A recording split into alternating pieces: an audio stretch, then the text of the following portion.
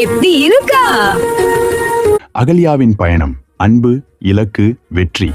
அகல்யா மஞ்சள் மற்றும் இளஞ்சிவப்பு நிற புடவை அணிந்தவள்.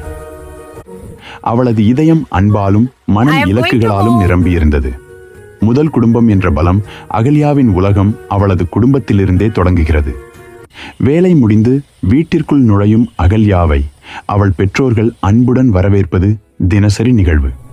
வீட்டில் குடும்பத்தினர் அனைவரும் ஒன்றாக அமர்ந்து சிரித்து பேசிக்கொண்டே இரவு உணவு உண்கின்றனர்.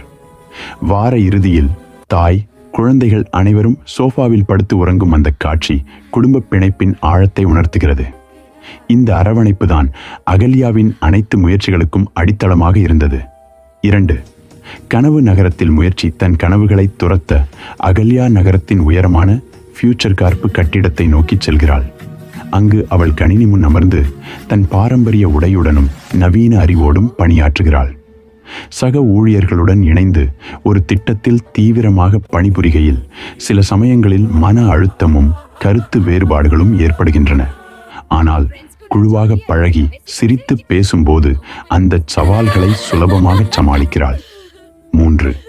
சமநிலையும் சோதனையும். வேலை முடிந்ததும் அவள் தன் நண்பர்களுடன் தெருவோரக் கடையில் உரையாடிக் கொண்டே சிற்றுண்டி சாப்பிட்டு அன்றைய அழுத்தங்களை குறைக்கிறாள்.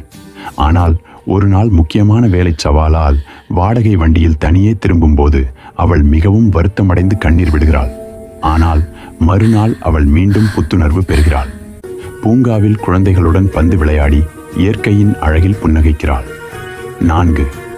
நிறைவான முடிவு. இறுதியில் வேலை சவால்கள் மற்றும் இலக்குகள் எதுவாக இருந்தாலும் குடும்பமே அவளது நிரந்தர மகிழ்ச்சி என்பதை அகல்யா உணர்கிறாள். வேலை முடிந்து வீட்டிற்கு திரும்பும்போது